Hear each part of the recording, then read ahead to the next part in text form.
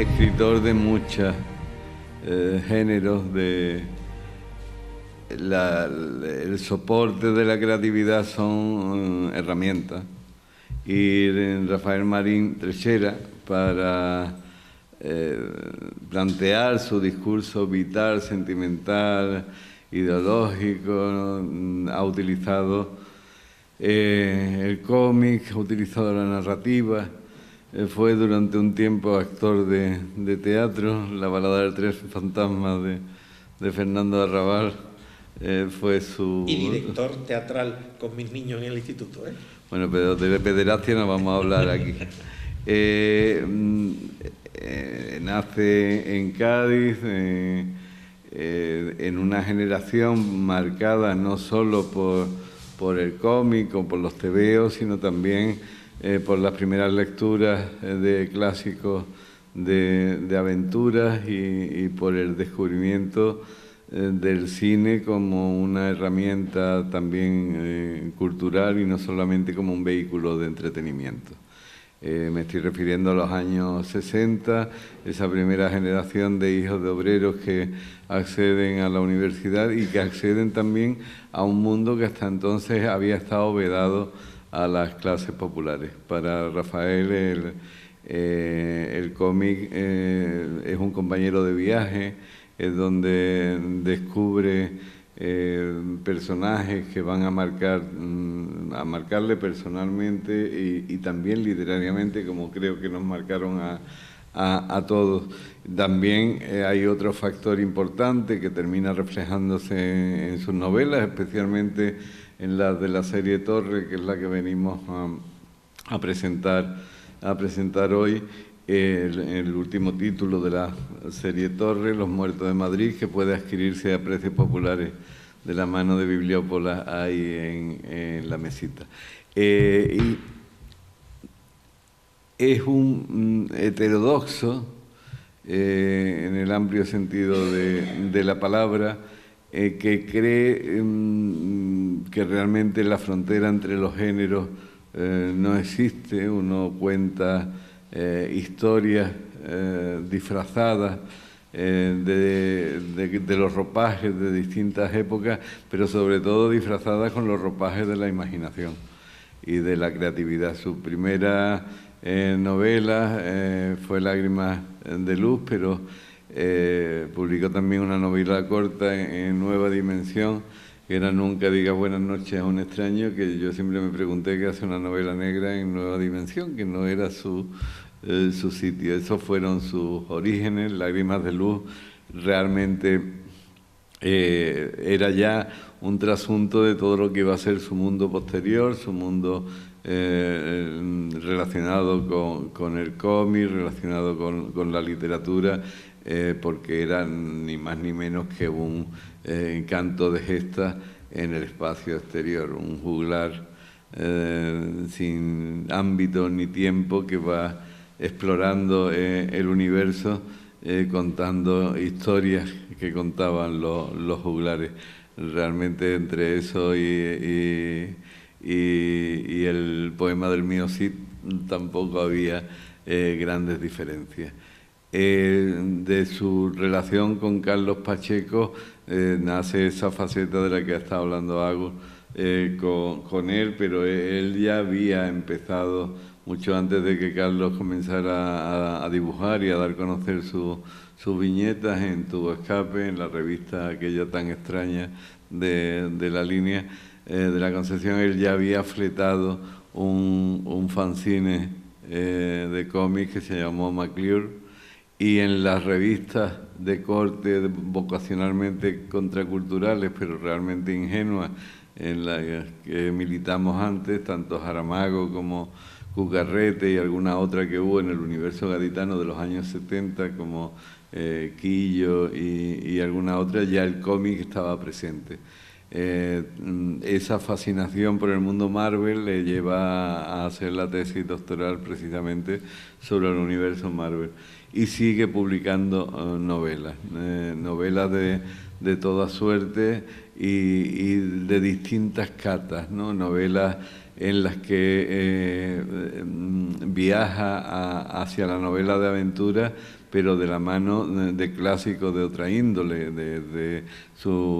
por hablar de las más recientes, Don Juan es una versión de capa y espada del personaje del Tenorio, pero es una novela histórica, le da cuerpo de realidad al personaje de Don Juan, como también indaga en aquella epopeya tan mal contada, a veces contada con la caspa del imperialismo, como fue el viaje de la nao Victoria al otro lado del mundo, su regreso, el regreso de aquellos que pudieron regresar.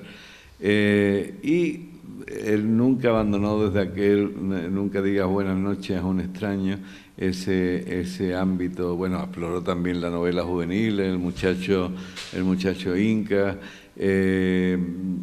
pero como digo, nunca abandonó ese territorio de la novela negra que tanto nos fascinó generacionalmente a partir de Dashiell Hammett, de Raymond Chandler, especialmente, pero también Jim Thompson, muchos otros, y crea un antihéroe, gaditano Torre, un exboxeador con serios problemas de memoria, pero quizás los problemas de memoria sean los menos graves que tiene Torre.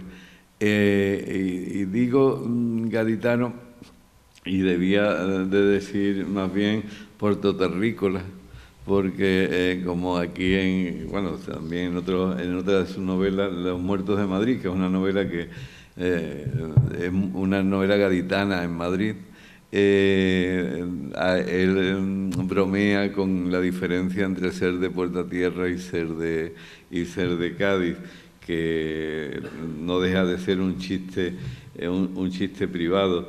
Yo le he subrayado aquí algunos, porque en esa novela yo creo que más que en las anteriores, tiene mucha importancia el espacio, el ámbito, la geografía urbana de un Madrid que va desde un año indeterminado de los años 80 a una realidad, como hablábamos antes, llena de bubucelas, no solo en el Campeonato del Mundo en Sudáfrica, sino en la sede de Ferraz del PSOE durante los últimos escraches.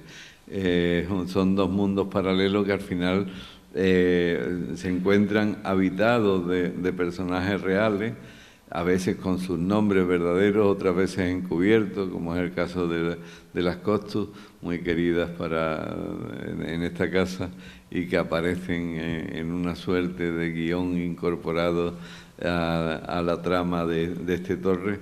Pero es sobre todo una novela, como digo, en donde se describe una ciudad mutante como es Madrid. Les leo un párrafo que yo creo que es muy acertado de la descripción de Madrid, mejor dicho, sí, antes dice, antes de leer el párrafo, le leo la introducción del capítulo 23. Cuando le comió el coco para que se metiera en esta historia, el argumento de Pepito Fiesta fue que Madrid no existe, que es un puñado de pueblos pegados unos con otros, que te sales del centro, que es una Disneylandia para turistas, y te sientes como en Algodonales o como Narcos, que no hay nadie que sea de Madrid, vaya, igual que la 9ª provincia andaluza se llama, aunque le joda, Cataluña. Y voy a esa descripción del Madrid que Rafa hace en la novela. Este era el Madrid que no era Madrid, o el que era más Madrid que Madrid mismo, el Madrid que luchaba cada día por no dejarse vencer, el que amanecía con ilusión, cansancio y miedo, el que encontraba también aquí a sus hijos atravesados por una aguja envenenada y temía la llegada del coche patrulla que anunciara un tiroteo con víctimas o viniera a detener a quien tuviera la desfachatez de plantarles cara. Era el Madrid que el otro Madrid había arrinconado, el que se pudría poco a poco en una oscuridad impuesta mientras los neones y los ladrillos creaban castillos nuevos. Era así el Madrid de los plebeyos, donde Torres se habría sentido como en su casa, porque era de verdad un trocito de cada rincón de España, trasladado como la pieza central de un rompecabezas donde todos eran iguales precisamente porque todos eran distintos. Y en este Madrid de gallegos y sorianos, de ceutíes y santanderinos, que aquí sin duda no los llamarían chicucos ni sabrían lo que significaba la palabra, en este Madrid de niñas que ya no soñaban con ser costureras, sino cantantes o actrices o hasta modelos o quizás fulanas de alto standing, en este Madrid de chilas y recortadas, de madres que lloraban cada noche y padres que se iban al curro en la lonja antes de que hubieran vuelto a dormirlas sus hijos borrachos, en este Madrid que era vida y era muerte y era desilusión y era ingenio en algún lugar y llevaban ya 4 barrios, había una peña del Cádiz Club de Fútbol, como las había del Alcorcón o del Huelva o del Betis y el Depor y el Español. Y les leo también, porque qué bonito. Antes de que venga a cuento, que Rafa nos hable de su novela y dialoguemos sobre ella,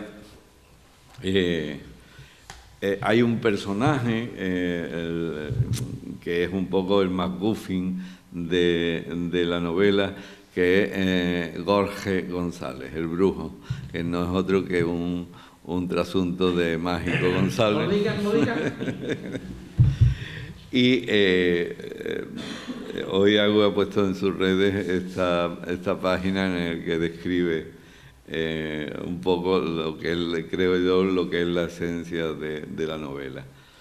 La verdad sea dicha, el tío era un fuera de serie, un fuera serie, jugando a la pelota y luego en el trato, que no era de Cádiz, vamos, pero como si lo fuera, un Andova que era capaz de meterle goles al Barcelona o al Madrid y rodar por el campo más que una canica, porque otra forma de pararlo no había. O lo lesionaba o te la colaba por la escuadra y después te lo encontrabas en la playa o en cualquier plaza jugando con un puñado de chavalillos con los que se lo pasaba bomba, y después, ya fueran las tantas, te lo encontrabas en el tablao o cualquiera de los pocos cabaretes que quedan dándole al cubata, cantando por camarón o escuchando las chirigotas de los hermanos Rosados.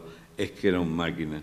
Eso sí, traía de cabeza a todos en el club, a los compañeros porque ganaba más que ellos, no entrenaba, se saltaba las reglas por el foro de los mismísimos y además luego cuando se plantaba a jugar, pues jugaba y marcaba al cuerpo técnico porque no les hacía puñetero caso y solo se llevaba bien con el masajista, que era el que mejor conocía el estado de sus piernas, y a los dirigentes que no sabían qué hacer con un jugador tan irresponsable que lo mismo le entraba una pájara y se dedicaba a dormir, beber, follar y jugar al póker, que después salía al partido con resaca y los pelos peor que ahora y marcaba, claro que marcaba y daba espectáculo, que de eso se trataba, que si no, ¿de qué lo iban a soportar? Porque el fútbol profesional es una campaña de guerra y los cabos furriales no pueden pegar los tiros por su cuenta y les tienen que hacer caso a los sargentos y los sargentos a los capitanes y los capitanes a los coroneles y los coroneles a su majestad, que aunque fuera del Madrid, seguro que veía todos los domingos Estudio Estadio para disfrutar con las marrullerías del brujo, porque daba gloria verlo, y hasta el mismísimo Maradona, el pibe de oro, tío cavar y formar donde los haya, un atleta de los que hay pocos, su cuerpo, su templo, no se cortaba un pelo, y mira qué pelo tenía, alabando al brujo y considerándolo el mejor jugador de la historia. Este es el pretexto. El brujo González. Bueno, ¿por qué has resucitado a Torres? Pues mira, yo he resucitado a Torres porque soy un bocazas y en la jornada de novela negra de San Lucas de Barrameda, hace 2 años, me preguntó alguien del público: ¿vas a escribir una nueva novela de Torres? Yo dije que no. Y entonces dije la tontería de: si un editor me pide una novela de Torres, yo en 2 meses la hago.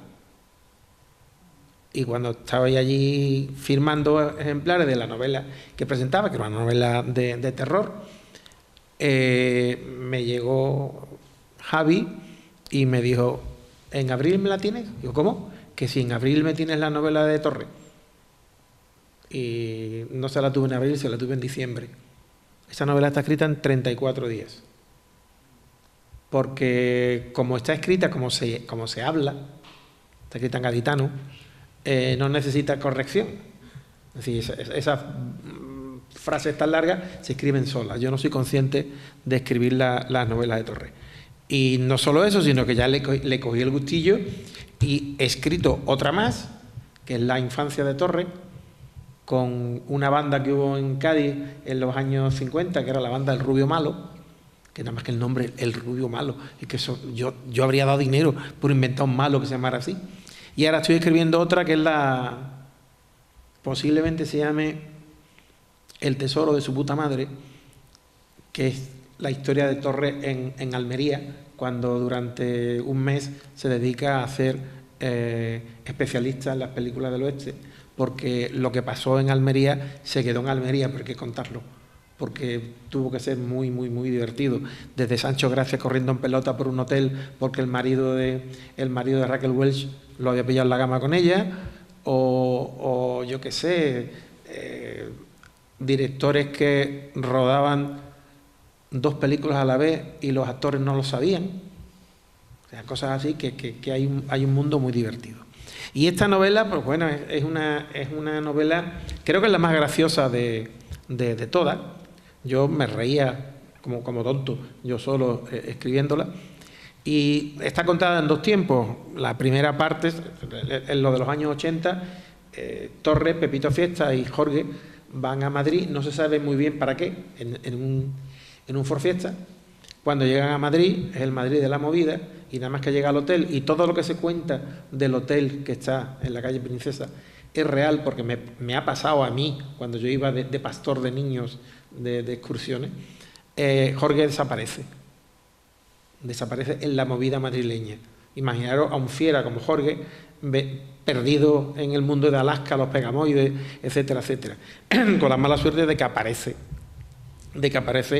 una muerta, después de que han encontrado tirado muerto a otro chaval con una jeringuilla en una casa puerta. Por eso se llama Los Muertos de Madrid. Los Muertos, dicho de gaditana manera, ¿vale? Y esa es la parte de los años 80, y en la actualidad al Torre Mayor lo llaman de una productora que van a hacer un biopic para Netflix, no se sabe si es para Netflix o para HBO, sobre la vida de Jorge González, pero a él lo llaman porque él es el único que sabe qué pasó esa semana.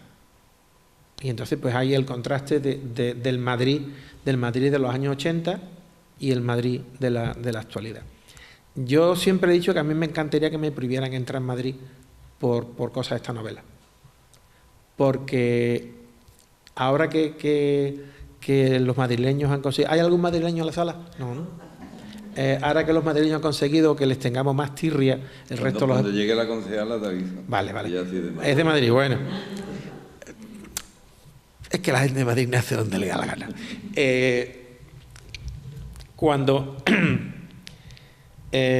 Ahora que a todos los madrileños se ha convertido en un nacionalismo tan coñazo como fue en su momento el vasco o el catalán, pues esa es la visión que tenemos los que no somos madrileños de lo que es Madrid. Porque, bueno, vale que no te encuentres a tu ex, pero coño, los churros se comen caliente, ¿vale?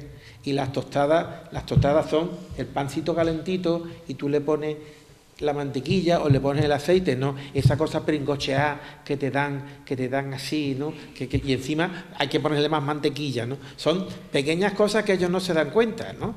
Pero que sí, que no. Y en la estación de trenes no hay Dios que sepa cómo se sale, joder. Si para allá, no, ahora tiene que ir para atrás, pero como ir para atrás, si la salida así, no, ahora tiene que estar fin. Ese tipo de cosas, ¿no? Y es... Torres sale de Cádiz, pero Cádiz no sale de Torres. Entonces, todos los elementos que la voz del narrador omnisciente que se mete dentro de la cabeza del personaje, Torres amnésico, todos los referentes son de Cádiz. Por ejemplo, cuando habla de la discoteca La Vía Láctea, que era una discoteca muy famosa de la época de la movida, pues Torres dice, era como el Holiday pero más grande. ¿Vale? O sea, son detallitos así, ¿no? Y lo mismo que tiene un momento de contarte lo que es la movida, los niñatos, los pijos, ese mundo rutilante donde la gente se colocaba un jueves, porque imagino que no irían a clase el viernes. Hay un momento terrible donde se van, creo que es al pozo del tío Raimundo, y te cuenta lo que es el Madrid, ese Madrid que estaba Telles contando, que luego dan otro paso más y ves el Madrid donde hay chabolas, donde no hay luz eléctrica, donde no hay agua corriente, donde hay gatos muertos y niños con la picha afuera, donde se va a comprar droga pero no sabes si vas a volver. Esa visión terrible de lo que es Madrid, ¿no? que como hemos dicho, son pueblos que se van arrinconando y lo van echando, ¿no? Y ya está, yo me he divertido mucho escribiendo esta novela, y yo sé que si la presentara en Madrid me mataba. Me mataba porque me permito el lujo de cachondearme de ese Madrid fachoide que estamos sufriendo, pero también me cachondeo de esa palabra que se ha puesto ahora de moda, del Madrid woke, del hablar con niños, niñas, niñes, ¿vale? Entonces ahí hay un cachondeo, porque el Torres es un poquito... Entonces, ahí hay cosas que no entiende, ¿no? Entonces, cuando llega al mundo que él conoce, al Madrid que él no conoce, y ve el paisanaje, pues él no entiende qué es lo que está pasando ahí. Hay un momento muy divertido, que no sé nunca en qué capítulo es, que es cuando él está intentando dormir en el hotel está enferrado, y debajo hay una manifestación y no lo deja dormir, ¿vale? Y entonces, bueno, si lo encuentro lo leo, porque es una parte divertida. ¿Qué? En el 84, ¿no?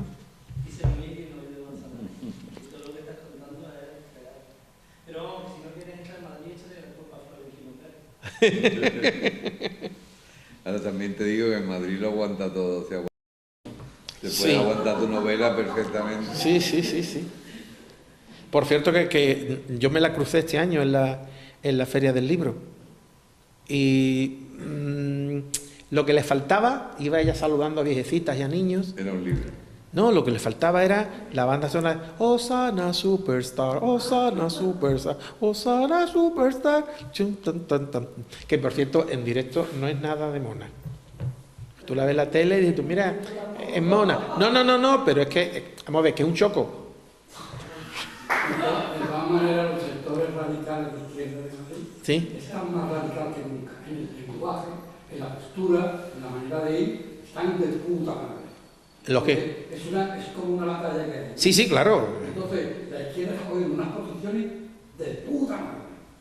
En el lenguaje mismo son claros, inmediatos, sin concepciones, políticamente incorrectos. Es que es lo que tienen las iglesias. Pero vamos, es una batalla muy desigual. ¿Cómo termina? Pues nada. De momento, vale. Totalmente. Yo mandaría un cuerpo de paz. Mientras que no sea la Cruz Roja lo que haya que mandar, que... Hombre, depende de los sectores que les muevan, ¿no? También.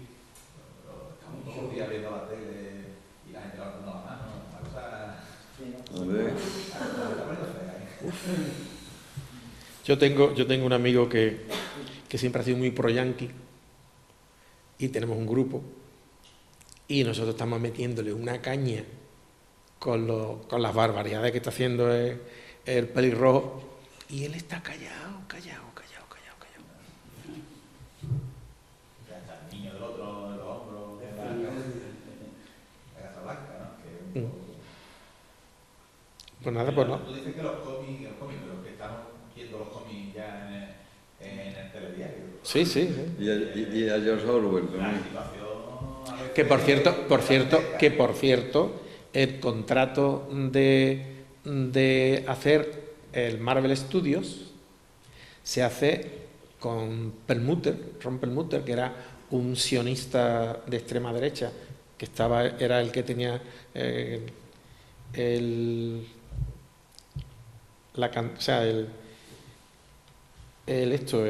la representación de los cómics.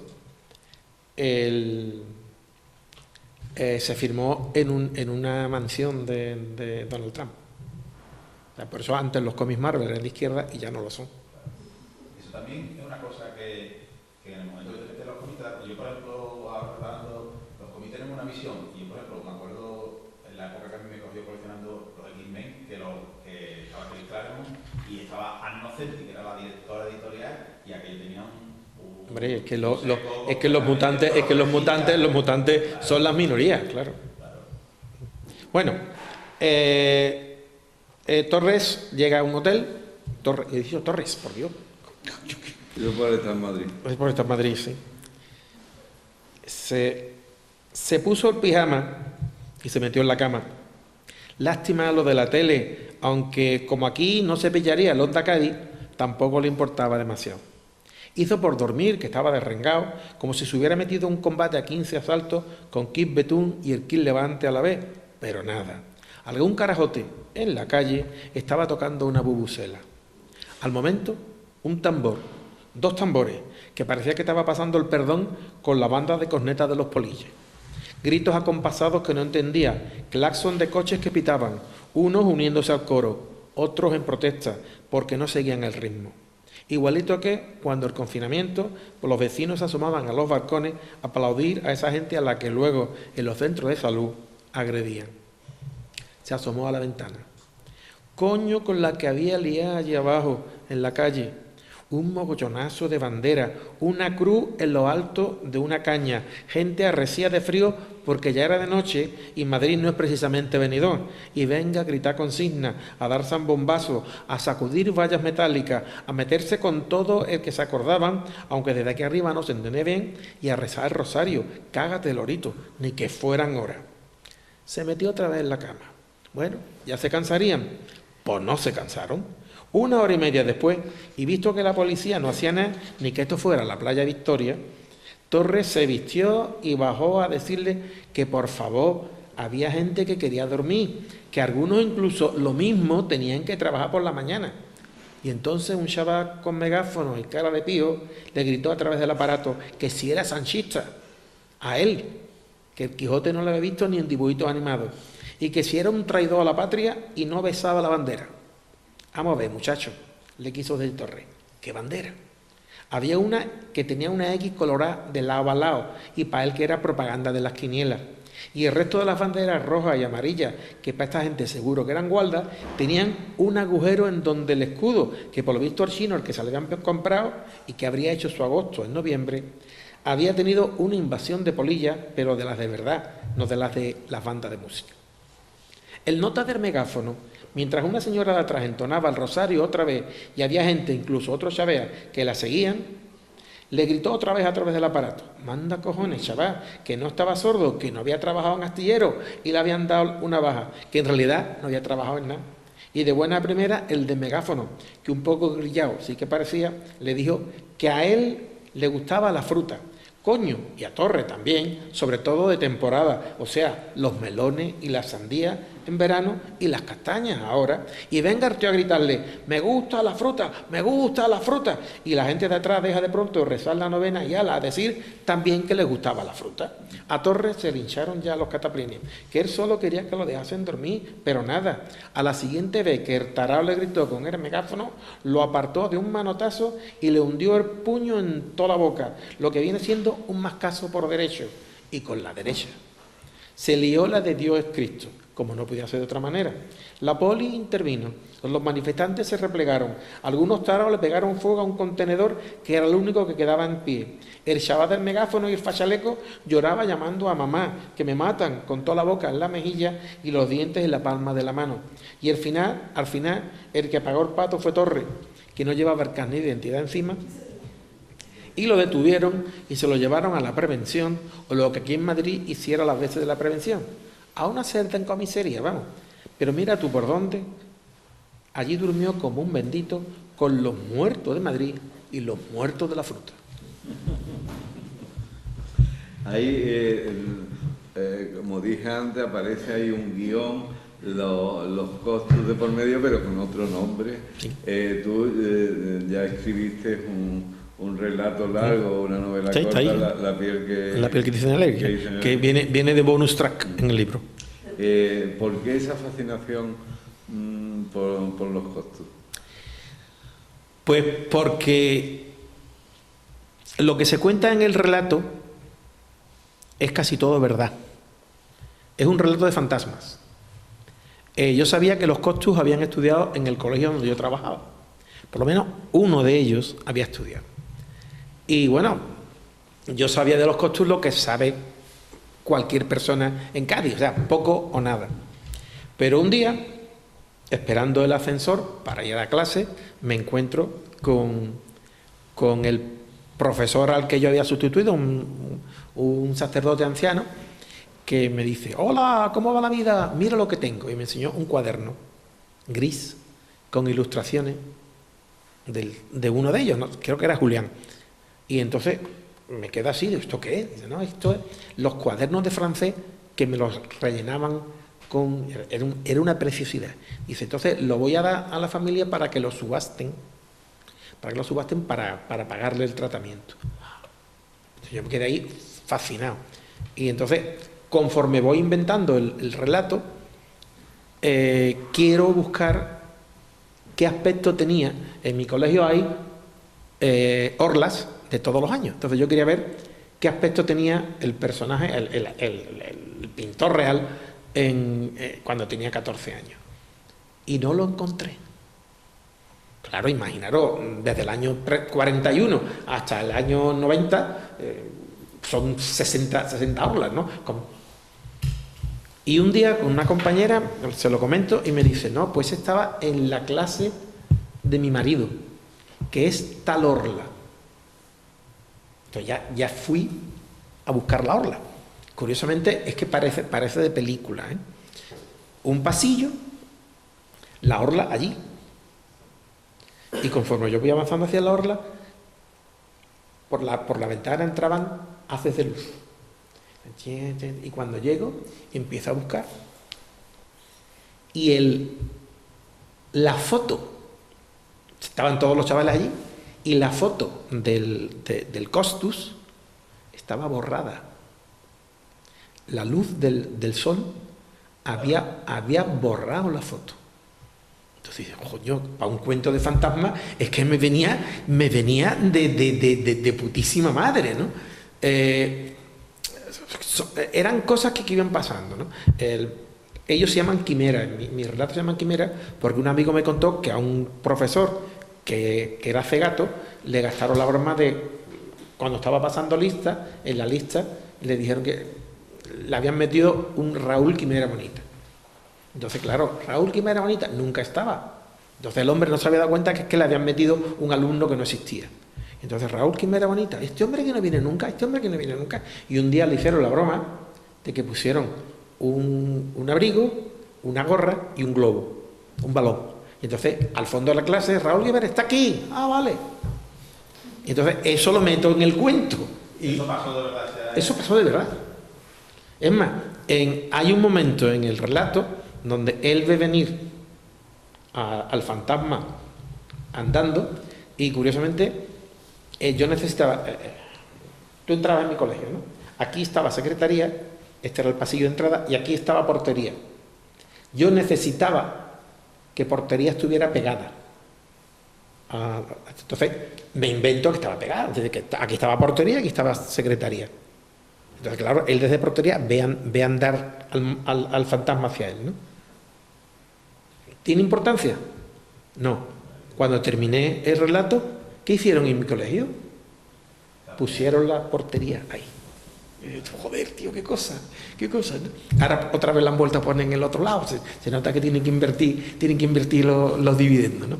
Y ya está. Entonces, A mí hay una cosa que me gusta de esto de jugar a escribir, porque en el fondo estamos jugando a escribir, es mezclar, ¿vale? Entonces, en ese matriz de la movida, lo mismo que hay un trasunto de Pedro Almodóvar, donde está buscando unas manos, porque un compañero mío había ido, cuando estaban rodando Pepe y Lucy Boom, y estaba buscando un primer plano de las manos y cogió al marinero que lo acompañaba, a mi compañero. En fin, son pequeños detalles que va uno contando. Y bueno, pues todo lo que digas o hagas es susceptible de que aparezca luego en una novela, total. De todas formas, antes de dar paso, me gustaría comentar algo que se habla mucho de la novela negra, gaditana, etcétera. Rafa, con aquella Nunca diga buenas noches a un extraño, y Fernando Quiñones con Vuelta sin fecha, creo que fueron los inventores, bueno, y Ramón Solís con El Alijo, los inventores de la novela negra gaditana. Pero en el caso de Rafa, tiene un matiz, es novela negra de Puerta Tierra, que yo creo que es el terreno que... Sí, del barrio de los... Tú has explorado sí, claro, mucho antes que Benito Olmo comenzara su maniobra de la tortuga también en Puerta Tierra. Antes, cuando hablaba de los churros de Madrid, que le dedicas un párrafo a los churros madrileños, me acordaba de otra evolución, a los churros del Bar Stop y el Diario de Cádiz, que hay un mundo, un universo distinto. Algún día te llevarás una sorpresa. Y ahí lo dejo. ¿Reconoce esa identidad distinta? Sí, vamos a ver, yo soy beduino. Entonces, yo no... O sea, cuando la progresía gaditana se reúne en los baretos donde os reuní, yo no me reúno. ¿Por qué? Porque yo soy de Puerta Tierra. O sea, yo durante 40 años de mi vida he tenido que acostarme tempranito porque a las 8 tenía que estar en planta, empezando por ahí. Y segundo, yo para tomarme un cubata no voy hasta el Café de Levante, porque me coge muy lejos. ¿Va a Holiday? Tampoco, a Holiday he ido una vez en mi vida, Quillo. Cuando era joven. ¿Con teléfono? ¿Qué? Sin teléfono. Y claro, es que Torres se mueve en el ámbito de mi barrio. La primera novela de Torres empieza con la frase: desde que cerraron el bar Juani. Bar Juani era un bar que estaba allí y curiosamente Juani murió en un accidente de tráfico. Camino de San Fernando murió Juani, murieron la mujer y la hija y la nuera y el hijo, algo así. Y me quedó el honor de que alguien le hizo llegar la novela y la hija me agradeció. Entonces, qué bonito, ¿no? Por este tipo de cosas merece la pena escribir.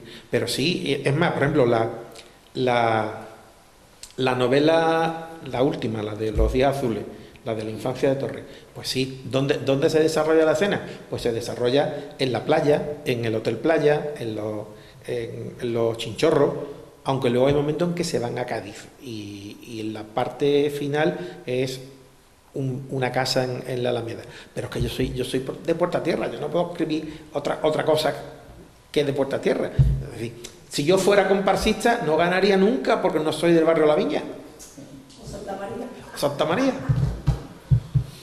Tú ibas a preguntar. Yo iba dos cositas. Una es de Nunca hablé con extraños, es de novela negra, pero también es de ciencia ficción, sí. Y ahí casi te adelantaste a Blade Runner. Sí. Ahí te adelantaste a Blade Runner. Es una cosa que está ahí. Sí, no, el cyberpunk lo inventé yo. Lo inventé yo en el año 78. Está claro. O sea, pero claro que... Cuando lo leí, lo digo, esto me parece que por fecha va antes. Y la otra cosa que quería... que por cierto, que se lo debo a este señor. O sea, que lo inventó. No, te explico.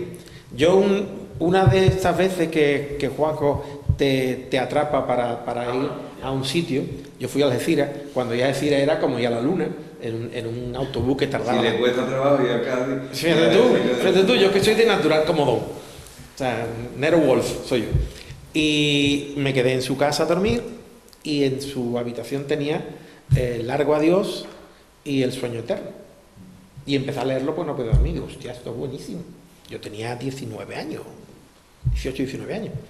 Y entonces cogí, me los prestó y me los leí y me parecieron fabulosos porque te quedas con esa forma que tenía Chandler de decir, yo qué sé, era tan sospechoso como una tarántula en una rebanada de mantequilla, ¿no? Hostia, picha. Y entonces, en la carrera teníamos que leer una novela en inglés y yo leí Farewell My Lovely, Adiós Muñeca. Y ahí se me quedó esa forma de escribir. Entonces, como yo entonces era un autor de ciencia ficción, pues metí Nunca digo una noche en extraño, que era el estilo Chandler en una de estas de ciencia ficción. Luego vendrían muchos, o sea, digo, que se convierte en un género realmente casi... Sí. Yo no sé si hay precedente, creo que sí. Creo que la novela acaba en revolución, o sea, en terrorismo casi, ¿no? Sí, bueno, es un golpe de estado encubierto, ya se puede contar, porque coño, del 78 para acá ha llovido, ¿no? Lo gracioso es que yo terminé la novela y empecé la segunda parte. ¿Ah, sí? Y escribí un capítulo. Y se lo di a mi hermano y digo, mira, va a pasar esto y esto. Digo, qué porquería. Y ya no lo escribí. Entonces, mi primera novela fue Lágrimas de Luz, que la escribí en el año 81, pero la primera novela podía haber sido Nunca digo que no es un extraño, que hubiera tenido el doble, tenía 80 páginas, pues podía haber tenido 300. Pero bueno, no vino mal. Te iba a decir, ya que está aquí bajo el auspicio de Fernando Quiñones, ¿no? Al fin y al cabo de la Fundación, hay una gran conexión, creo yo, no sé si influencia directa de Fernando Quiñones, pero sí en la manera de contar. Ahí me encuentro a la legionaria. Sí, vamos a ver, mira, yo con todo el cariño que yo le tengo a Ramón Rivero, estábamos sentados juntos en el Meneíto, en esto cuando Fernando leyó... Meneíto era el nombre que le dábamos al movimiento. Al movimiento, al edificio allí de la Plaza España, y Fernando leyó el cuento legionario. Y yo veía que Ramón se quedaba así. Yo he visto 2 veces a Ramón interpretar a la legionaria, pero como leyó Fernando aquel día aquello, o sea, es que era espectacular. Y esa forma de escribir fonéticamente, yo creo que a mí me influye en Torres, evidentemente. Yo recuerdo otro cuento, era Cookie, me parece. Cookie se llama. Que está contado como si fuera un niño. Y entonces, un niño o una niña, yo no lo recuerdo. No recuerdo, pero recuerdo que me decía, y me comí un no sé qué, y un plátano, y un pero. Y un pero me parecía tan tierno, tan infantil. Yo, coño, esto hay que intentarlo, ¿no? Y porque yo durante mucho tiempo, ya no porque soy muy viejo, yo siempre quise que cada relato mío tuviera una música diferente, un estilo diferente, que no se notara que era yo. Y creo que durante algún tiempo lo conseguí. Ya no. Ya después de escribir, yo tengo 47 libros publicados, me parece, y novelas creo que son 27. Entonces, ya no, pero entonces sí a mí me gustaba, no sé, yo cometí el estilo, ¿no? El estilo. Quiero decir, la conquista del estilo. Claro, o sea... Mira, aquí está Antonio Estrada entre el público, que él sostiene que Fernando Quiñones escribía bajo el compás flamenco. Tiene una teoría sobre eso, me parece bastante tan peregrina como acertada. Sí, es posible. Sí. Yo escribo, por ejemplo, las novelas de Torres, tal como hablaba mi madre y mis tíos. Y además, esta una forma sensación de, o sea, antes cuando yo ayer se lo intentaba leer a mi pareja y me daba cuenta de que era para ser leído, para ser reclamado realmente el texto, pero había que tenerlo estudiado. No, o sea, no puedes ir leyendo torpemente, tienes que haberlo leído, haberlo ensayado para poderlo leer con la gracia que en tu mente sí que funciona, pero a la hora de expresarlo, pues tiene que habértelo la novela de Torres tiene una característica, las 4, esta es la cuarta, tiene una característica que están escritas en gaditano, o por lo menos en mi gaditano, el gaditano de Portatierra, y no tienen diálogo. Es decir, las 4 novelas no tienen diálogo, ¿Por qué? Pues porque es muy difícil reproducir el habla gaditana en el diálogo. Mientras que aquí no molesta, porque en el fondo tú estás escuchando el diálogo, aunque no ponga el guioncito y esto. Sin embargo, la de Los Días Azules, ya dije, como es Torre Niño, voy a meter diálogo. Y me lo he pasado pipa haciendo diálogo. Y la novela que estoy escribiendo ahora, que es la de el Torre que se va a Almería a hacer películas del oeste, también tiene diálogo. Y el diálogo que he escrito esta mañana me lo he pasado pipa, porque yo ahora he descubierto una obviedad, que el diálogo para que fluya no debe tener acotaciones. Buenas tardes, dijo Michael mientras entraba y encendió un cigarrillo. Hola, ¿qué tal? Dijo ella mientras eso torpedea el diálogo. Buenas tardes, hola, ¿qué pasa? Mira, que vengo a decirte esto, pues mira, pasa para acá. ¿Vale? Y a mí me da muchísimo miedo los diálogos. Me dan muchísimo miedo, porque son la forma ideal para que se te vaya la novela de las manos. Porque empiezan a hablar, cuando te das cuenta que tengo 20 páginas de tíos hablando. ¿Qué haces con eso? Pues tiene que meter tierra, ¿no? Y a mí no me gusta corregir. Las novelas de Torres no están corregidas. Bueno, prácticamente, yo no corrijo prácticamente ya nada. En lo que sale. Eso lo he aprendido de hacer guiones de cómics. Y de traducir. En el cómic hay diálogo. Claro, que eso es mi diálogo. Y de traducir. Yo durante ya 39 he sido traductor. Y claro, tú para traducir, ¿qué haces? Enciendes el ordenador, tienes el diccionario aquí, que ya no, porque ya lo miras en internet, y abres el libro, entonces y eso te da una capacidad de lo que escribes es lo que vale. Si te equivocas, bueno, hay un corrector de estilo, ¿vale? Entonces aquí no necesito el corregir.